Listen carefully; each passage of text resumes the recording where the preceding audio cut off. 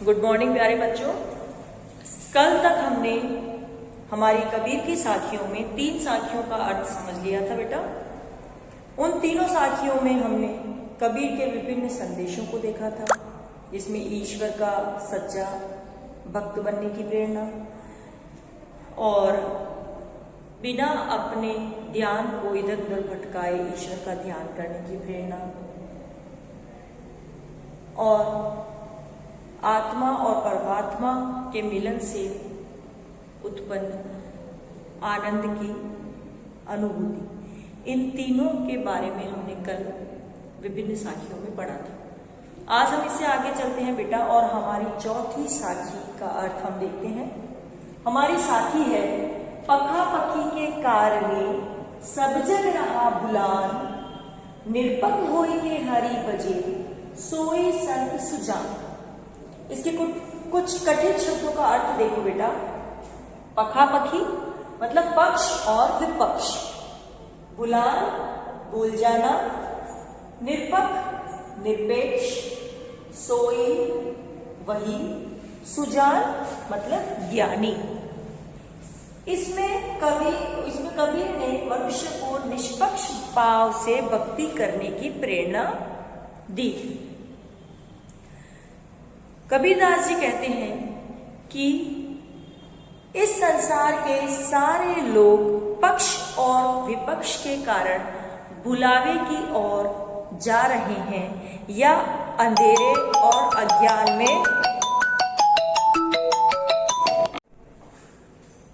और अज्ञान में पड़े हुए हैं। पखापखी के कारण सब जग रहा बुलान, के पक्ष और विपक्ष के कारण ये सारा संसार एक बुलावे में पड़ा हुआ है।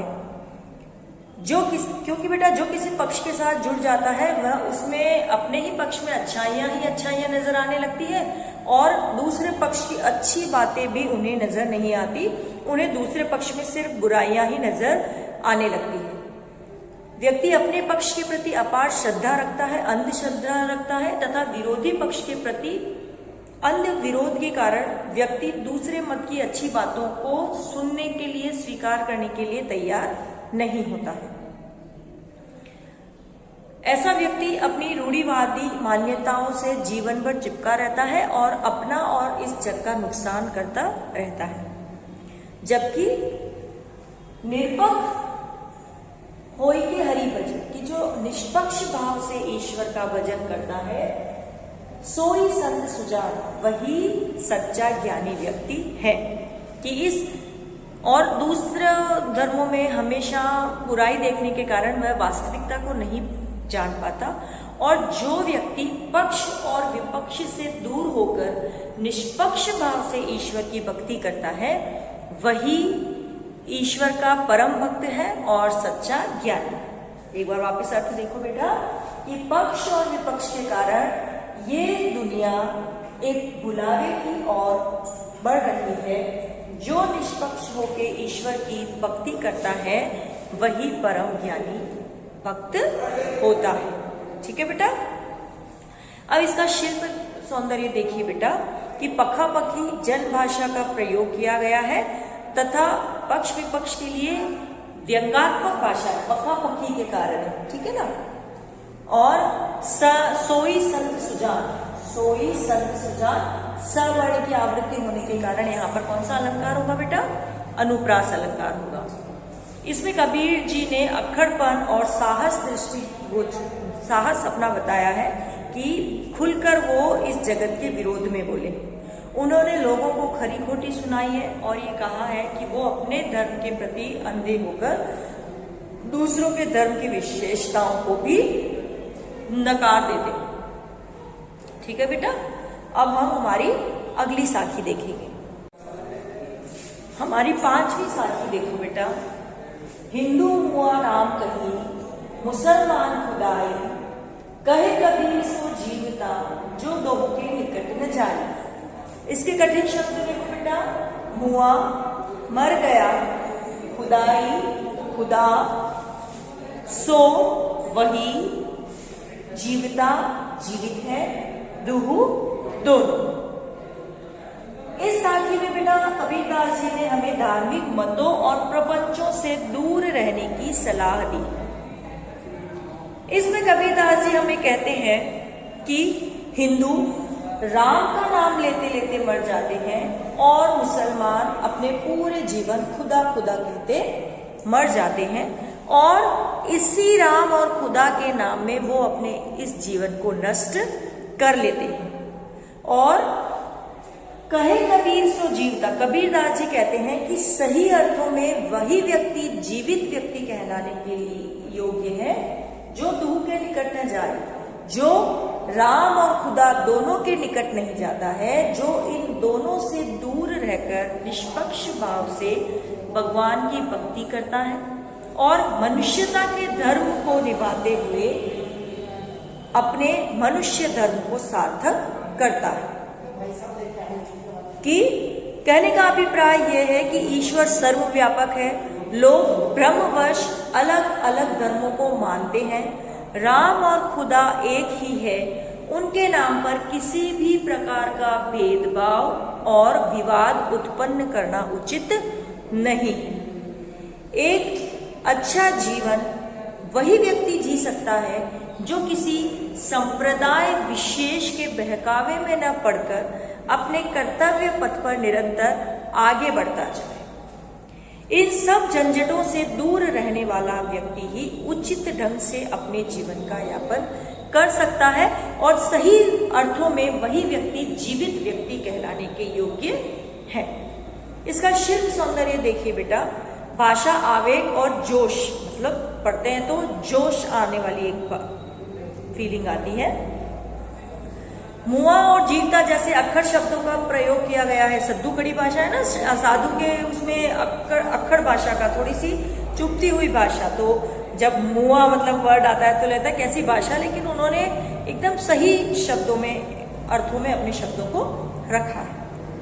कहे कबीर में अनुप्रास अलंकार का प्रयोग हुआ है, क वर्ण की पुनरावृत्ति हुई है। ठीक है बेटा, इसमें कबीर ने अक्खड़पन, स्पष्टवादिता और व्यंग्य शैली को दर्शाया। भाषा सौंदर्य देखिए बेटा, जो व्यक्ति सांप्रदायिक भेदभाव और कट्टरता से दूर रहता है वही व्यक्ति जीवित है। जो व्यक्ति आपसी भेदभाव में पड़कर अपने कर्तव्यों को भूल जाता है वो मृत के समान है। इस साथी में कबीरदास जी ने हिंदू मुस्लिम के भेदभाव में न पड़कर मनुष्य को उदार बनने की प्रेरणा दी है और अपने मनुष्य धर्म को निर्वहन करने के लिए कहा है। ठीक है, अब हमारी 6th साखी। ओके बेटा, हमारी 6ठे नंबर की साखी देखिए बेटा। काबा फिर काशी गया, राम गया रही, मोट चून मैदा भया, बेटी कबीरा जी। इसके कुछ कठिन शब्द देखो बेटा।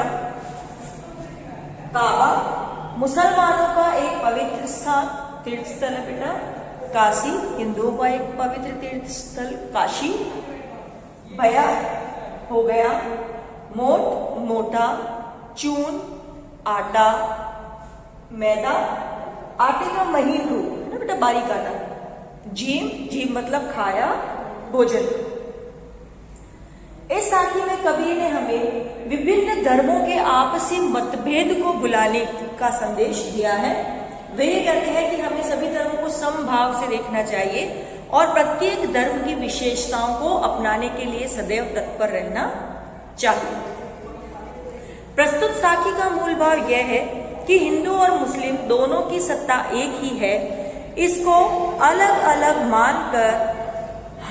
मानना अज्ञान की ही निशानी मानी जाएगी। संत कबीर काबा और काशी में कोई अंतर नहीं मानते। दोनों ही स्थानों पर ईश्वर का निवास है। ईश्वर घट घट का वासी है। जिस प्रकार गेहूं को पीसकर मोटा चूर्ण बनाया जाता है और उसे अधिक बारीक पीसा जाए तो वह मैदा बन जाता है, आखिर है तो वह आटा ही। ठीक उसी प्रकार परमात्मा को चाहे राम नाम से मिलाया जाए या रहीम नाम से बुलाया जाए, इन बातों से कोई फर्क नहीं पड़ता है। ठीक है, इसका अर्थ देखो बेटा। काबा फिर काशी गया, कि दोनों धर्मों के प्रति समभाव, है ना, एकत्व की भावना या समानता की भावना मेरे मन में आई, तो काबा मेरे लिए काशी के समान हो गया और राम ही भया रहीम और राम ही रहीम के समान हो गया कि काबा काशी लगने लगा और राम रहीम लगने लगा। मोट चून मैदा बया, और जिसे मैं मोटा आटा समझकर व्यर्थ समझ रहा था वही अब मेरे लिए मैदा के समान हो गया है और उससे बने हुए स्वादिष्ट व्यंजनों को मैं बैठकर जीव रहा हूँ। अर्थात कि जब मैंने विभिन्न धर्मों के भेद को भुलाया तो मुझे सभी धर्मों में विशेषताएं नजर आने लगी और उन्हें ग्रहण कर अब मैं अपना जीवन अत्यंत आनंद पूर्वक बिता रहा हूं। ठीक है, इसका शिल्प सौंदर्य देखो बेटा कि तुकबंदी की दृष्टि से श्रेष्ठ है कि तुकबंदी काबा फिर काशी भया राम ही भया रहीम की तुकबंदी की गई है, राइमिंग उसमें लाया गया है। काबा काशी राम रहीम आदि प्रतीकों के रूप में प्रयुक्त हुए हैं। काबा और रहीम मुसलमानों के और काशी और राम हिंदुओं के प्रतीक हैं। बैठी कबीरा जीव में बिंब प्रभावशाली, कि जब हम ये पंक्ति पढ़ते हैं बैठी कबीरा जीव तो हमारे सामने किसी के खाना खाने की एक पिक्चर उभर कर आ जाती है ना बेटा, उन्हें बिंब कहा जाता है। कबीर ने हिंदू और मुसलमान के भेदभाव को दूर करने की प्रेरणा बहुत आकर्षक ढंग से दी है। दोनों ही सत्ता एक ही है, यह हमें मानकर हमें समान रूप से सभी धर्मों को देखना चाहिए। ये संदेश हमें इस साखी में दिया गया है। ठीक है बेटा, अब हमारी अंतिम साखी, हमारी अंतिम साखी देखो बेटा। ऊंचे कुल का जन्मिया जो करनी ऊंच न होए, सुबरन कलश सुरा भरा साधु निंदा सोए। इसके कुछ कठिन शब्दों के अर्थ देखो बेटा। कुल वंश या जाति, करनी काम या कर्म, सुबरन स्वर्ण सोना एक धातु होता है मेटल बेटा, कलश कलश या छोटा गड़ा, ठीक है ना, मेटल का बना, सुरा शराब, सोए मतलब उसका। इस साखी में हमें कबीरदास जी यह संदेश देते हैं कि व्यक्ति किसी ऊंचे कुल में जन्म लेने मात्र से ही महान नहीं बन जाता, उसके कर्म सदैव ऊंचे होने चाहिए। प्रस्तुत साखी में कबीर अच्छे और नेक कर्म करने पर बल देते हैं। व्यक्ति अपने कर्मों से सम्मान पाता है, उसकी जाति या कुल नहीं देखे जाते, वह अपने महान कार्यों से ही महान बनता है। ऊंचे कुल में जन्म लेकर भी नीच कार्य करने वाले को कबीरदास जी ने निंदनीय माना है। जिसके कार्य ऊंचे और महान होते हैं वही व्यक्ति महान बनता है। केवल उच्च कुल में जन्म लेने से कोई व्यक्ति ऊंचा नहीं हो जाता।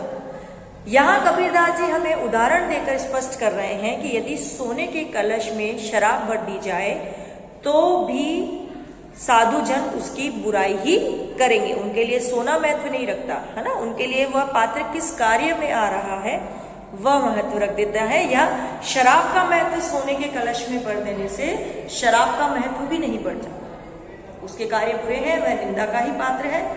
और सोना यदि शराब के साथ संगति करे तो उसका भी बुरा उसमें ही नाम आता है। ठीक है, अब इसका अर्थ देखो बेटा। ऊंचे कुल का जन्म या जो करनी ऊंची न होए, क्या ऊंचे कुल में जन्म लेने का क्या फायदा है यदि हमारे कार्य ऊंचे नहीं है, अर्थात हमारे कुल कैसा भी हो, हमें अपने कार्यों को सदैव कैसा रखना चाहिए, अच्छा।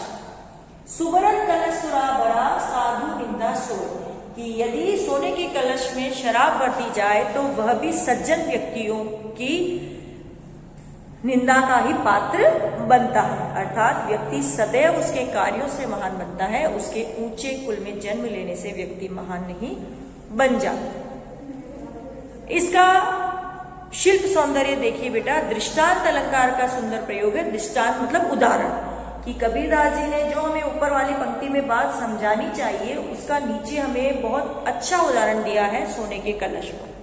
ठीक है, वो दृष्टांत अलंकार होता है जहां उदाहरण के माध्यम से अपनी बात को स्पष्ट किया जाता है। ओके, उसके बाद ऊंचे कुल के हीन व्यक्ति की स्वर्ण पात्र के शराब से तुलना बहुत सार्थक तथा सटीक प्रतीक होती है। सुबरन कलश सुरा भरा साधु निंदा सोई अनुप्रास अलंकार का उदाहरण है। ठीक है ना, सुबरन कलश सुरा भरा, सुबरन कलश सुरा भरा, ठीक है ना, साधु निंदा सोई, स वर्ण की आवृत्ति है, अनुप्रास अलंकार है। ठीक है बेटा। साखी में अच्छे और नेक कार्यों पर बल दिया गया है। दुष्कर्मों के हानिकारक प्रभावों का वर्णन बहुत सुंदर शब्दों में किया गया है और मनुष्य को बुरे कर्मों को छोड़कर सदैव अच्छे कर्मों को करने की प्रेरणा इस साखी में दी गई है। ये हमारी बेटा कबीर की सारी साखियां थी जो हमें उनके जीवनों के अनुभवों के आधार पर लिखी गई है और कुछ ना कुछ अच्छा करने की प्रेरणा सदैव प्रदान करती है। ठीक है बेटा।